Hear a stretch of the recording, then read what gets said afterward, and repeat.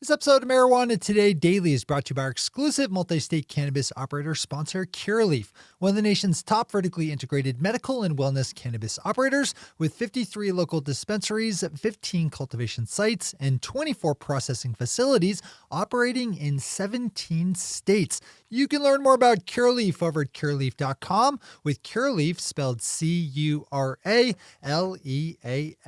That's curaleaf.com. Good morning, Marijuana Nation. It's Thursday, March 12th, 2020, and you're tuned into episode 903 of Marijuana Today Daily. I'm your host, Shay Gunther, and I'll be walking you through today's marijuana news and headlines. As always, we have a full and busy day of cannabis news in our hands, so let's jump right into it. The Oglala Sioux Tribe of South Dakota passed referendums on Tuesday that legalize medical and adult use marijuana, making it the first Native American tribe to legalize cannabis within their reservation located within a prohibition state. The measures passed with overwhelming support as 82% of voters voted in favor of allowing medical marijuana and 74% approved adult use.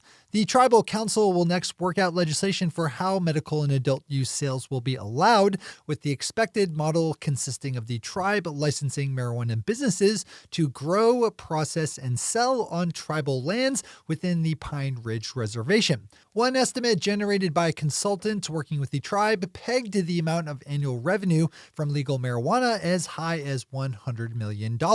So we'll likely see more from this storyline in the future. Congrats to everyone involved with making this one happen. Kyle Yeager over Marijuana Moments picked up on news out of Oregon that a group of activists working to put a ballot measure before voters in the fall to legalize psilocybin mushrooms for therapeutic purposes have collected nearly enough valid signatures of support to qualify. The group, the Oregon Psilocybin Society, say they have over 100,000 signatures collected so far, with 112,020 valid signatures required to land on the ballot. The measure would ask voters if they wanted to allow for people to use mushrooms under the supervision of medical professionals to treat issues like anxiety and depression. Pop over to Kyle's piece on Marijuana Moment for more here. As always, we have all the news we cover linked to on our website at mjtodaydaily.com.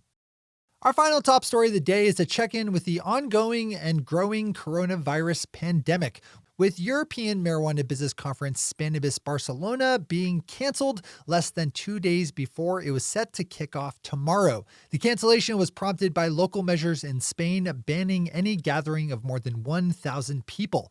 The conference, which saw more than 25,000 attendees last year, is now owned by High Times Holdings and has been rescheduled for the fall. Those are our top stories for today. It's time for Marijuana Today Daily Headlines Blitz. Before we blitz out on headlines, let's quickly thank our sponsor, Curaleaf, one of the nation's top multi-state cannabis operators with 53 local dispensaries, 15 cultivation sites, and 24 processing facilities operating in 17 states. Curaleaf is now located coast to coast, so the chances have never been better that there is a Curaleaf shop near you. You can find a map of all the places that Curaleaf is over at curaleaf.com, spelled C-U-R-A-L-E-A-F, where you can also dive into all the other good things to know about this company. From their stock, now traded up on the Canadian Securities Exchange under the symbol CURA, to their support of important works like the Veterans Cannabis Project, which is fighting to expand access by military veteran patients to medical marijuana. And while you're over at curaleaf.com, you can also dive into more about their three main lines of retail products, with Curaleaf Medical Marijuana, Curaleaf Hemp, and Yuku Craft Cannabis, nicely covering the full legal marijuana spectrum. Big thanks to everyone over at Curaleaf for helping us keep the news lights running. All right, time for the blitz. State lawmakers in Washington state passed a law on Tuesday that allows legal marijuana social equity applicants the right to apply for any cannabis business license that has been revoked from its holder. Washington Governor Jay Inslee is expected to sign the bill into law, which will immediately open up 34 new, formerly revoked licenses to social equity program participants. Nick Thompson over Marijuana Business Daily is reporting that Washington is the first state to try a program like this. Seems like a good idea that other states should now consider. Germany is building out its medical marijuana program with a newly announced contract for a company to handle the distribution of domestically produced medical cannabis products.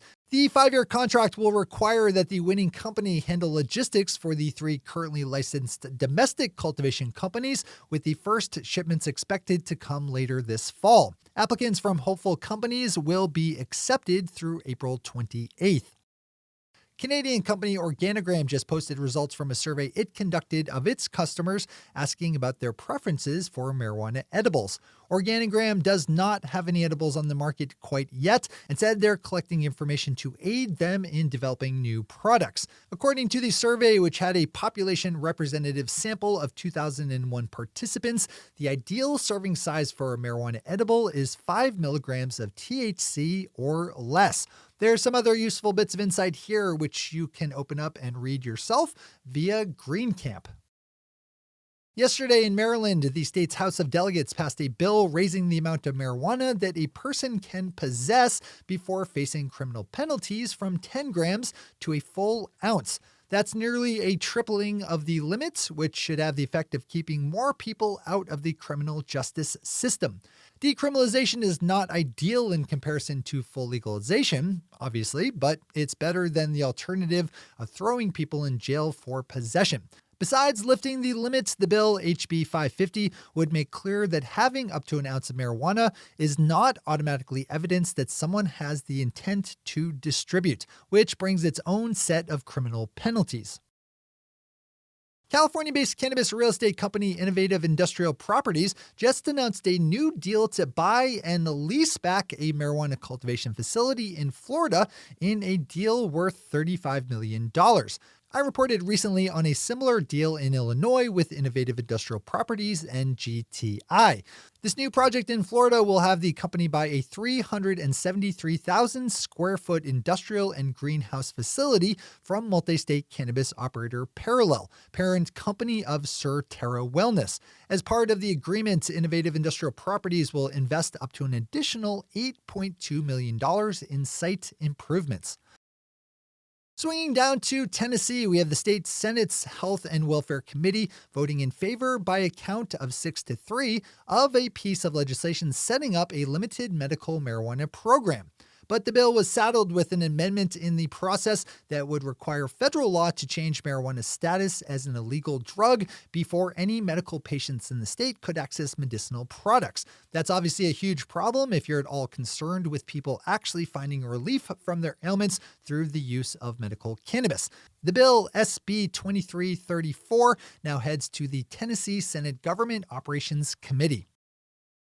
And finally for today, Zach Harris over Mary Jane nicely picked up on a new study just published in the journal JAMA Internal Medicine that found that the vast majority of people in California who suffered negative health consequences from the use of vaporizers were consuming cannabis vape carts bought from the illicit market, either from individual dealers or from unlicensed cannabis shops, neither of which tends to sell properly tested and packaged products.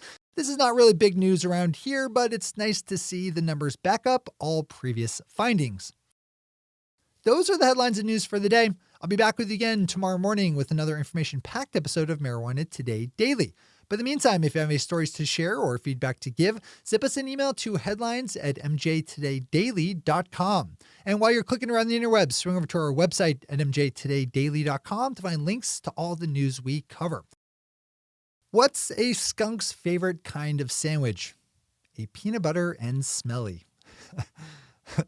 Thanks to our sponsor, Curaleaf, and to our awesome patron listeners for the support that makes this show possible. To join the illustrious ranks of the patron listeners yourself, swing over to our website at mjtodaydaily.com and click on that big blue button at the top of the page that says Become a Patron. I'm your host, Shay Gunther. Thanks for tuning in and starting your day with marijuana today.